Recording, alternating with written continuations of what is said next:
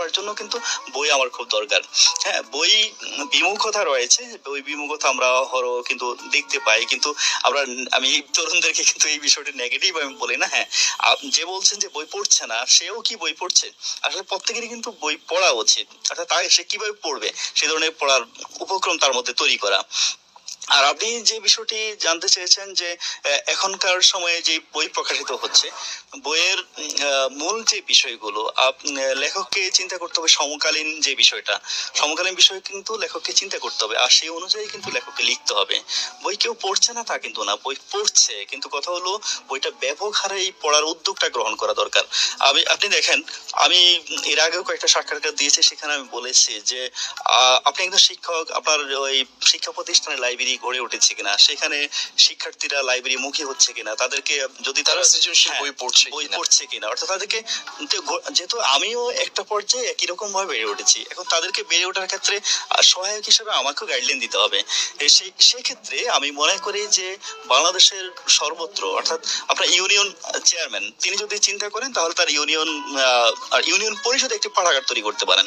এতে করে কি হবে যে সাধারণ জনগণ সেখানে শুধু বিচারিক আদালতের জন্যই যাবে না, আচ্ছা সে সেখানে পাঠ গ্রহণ করে বিভিন্ন বই নিয়ে পড়বে। বিকালে ইউনিয়ন পরিষদে অনেক আড্ডা হয় হয়তো গ্রাম পর্যায়ে, সেখানে এই বইগুলো থাকলে বইগুলো পড়বে। তবে গ্রাম পর্যায়ে লাইব্রেরি হতে পারে, অর্থাৎ লাইব্রেরি স্টেশন, তারপর আপনার মনে করেন রেল স্টেশন, তারপর লঞ্চ স্টেশন, তারপরে অর্থাৎ যেখানে যেখানে গণজমায়েত রয়েছে, অর্থাৎ মানুষ খুব বেশি সময় স্টে করে, অবসর সময়ে সে যাপন না করে যদি একটা বইয়ের 2 লাইন দিলেন।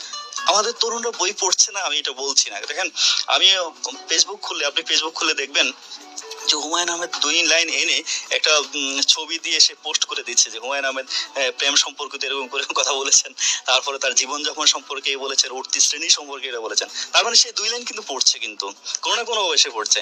এখন এই পড়ার উদ্যোগটা কিন্তু আমাদেরকেই নিতে হবে, অর্থাৎ তথ্য প্রযুক্তি নির্ভর আমরা হচ্ছি, তার পাশাপাশি বইটাকে কিভাবে তার একেবারেই মগজের কাছাকাছি, অর্থাৎ ইফেক্টিভ করে দেওয়া যায়, সেটা আমাকে ভাবতে হবে। এই ভাবনাটা শুধু আমার না, আপনার আমার সকলের, আমাদের সবারই আসলে এটা নিয়ে ভাবতে হবে। কিন্তু যেহেতু আপনি একজন টিচার হিসেবে কাজ করছেন, শিক্ষক হিসেবে কাজ করছেন, একদিকে আপনি শিক্ষক, অপরদিকে আপনি একজন লেখক, তো দুই দিক থেকে দুই রকমের দায়বদ্ধতা আপনার রয়েছে, যে লেখক হিসেবে কিভাবে পাঠকের কাছে পৌঁছানো যায়, আবার শিক্ষক হিসেবে কিভাবে আপনার শিক্ষার্থীকে পাঠকমুখী বা বইমুখী করা যায় বা পাঠক বানানো যায়। এটা নিয়ে যে আপনি কি কি করেছেন আসলে, বা আপনার স্টুডেন্টসদের ব্যাপারে যদি একটু বলেন। যেমন আমি দেখতে